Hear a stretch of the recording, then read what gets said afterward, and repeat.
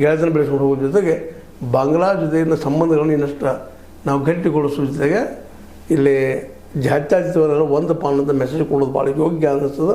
ಇಲ್ಲಾಂದ್ರೆ ನಮ್ಮ ಮಗ್ಗಲದಲ್ಲಿ ಒಂದು ಸದಾ ಚೈನಾದ ಗೆಳೆಯಾಗಿ ನಮ್ಮ ವೈರಿಯಾಗಿ ಉಳಿಯೋ ಸಾಧ್ಯತೆಗಳು ಭಾಳ ಆಗ್ತಾಯಿದ್ದಾವೆ. ಜೊತೆಗೆ ಪಾಕಿಸ್ತಾನ ಜೊತೆಗೂ ಸಹ ಸಂಬಂಧ ಇತ್ತೀಚೆಗೆ ಈ ಬಾಂಗ್ಲಾ ಚೆನ್ನಾಗಿ ಮಾಡ್ಕೊಂಡು ಹೊರಟಿದ್ದು ನೋಡಿದರೆ ಭಾರತ ಒಂದು ಸ್ವಲ್ಪ ಎಚ್ಚರಿಕೆಯಿಂದ ಇದ್ರಿಗೆ ಗೆಳೆತನ ಮಾಡಿದರೆ ಯೋಗ್ಯ ಅನ್ನುವಂಥ ಮಾತನ್ನು ಹೇಳ್ತಾ ಮತ್ತೊಮ್ಮೆ ಕಾಲೇಜಿ ಅವರಿಗೆ ಅವರ ಸಾವಿಗೆ ವಂದನೆ ಸಲ್ಲಿಸ್ತಾ ಬಾಂಗ್ಲಾ ಇನ್ನೊಂದು ಧಾರ್ಮಿಕ ಮೂಢನಂಬಿಕೆ ಧಾರ್ಮಿಕ ದೇಶ ಆಗಬಾರ್ದು ಅನ್ನೋದು ನಾವೆಲ್ಲ ಹಂಬಲ. ಅದಕ್ಕೆ ಕಾಲದ ಹೊಡೆತಕ್ಕೆ ಹಾರ್ತಲಿಕ್ಕೆ ಸಾಧ್ಯ.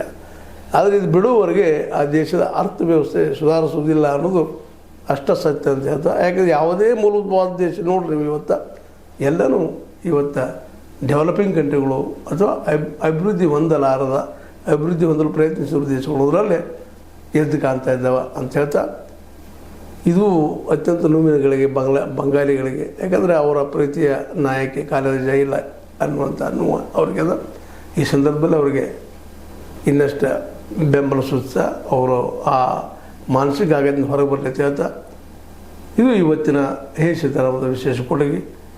ನಮ್ಮ ಹೇ ಸೀತಾರಾಮ್ ಕೂಡ ಖಾಲಿದಾ ಜಿಯಾರ್ ಅವರಿಗೆ ಪ್ರೀತಿಯಿಂದ ವಿದಾಯ ಹೇಳ್ತಾ ಒಳ್ಳೆಯ ಆಡಳಿತ ಬರಲಿ ಬಂಗಾಲಕ್ಕೆ, ಭಾರತವನ್ನು ಪ್ರೀತಿ ಮಾಡುವ ಒಂದು ಅಡ್ಮಿನಿಸ್ಟ್ರೇಷನ್ ಅಂತಂದ್ರೆ ಆಡಳಿತ ಬರಲಿ ಮತ್ತೊಮ್ಮೆ ಹಾರೈಸ್ತಾ ಇದು ಇವತ್ತಿನ ಮುಖ್ಯ ವಿಷಯ.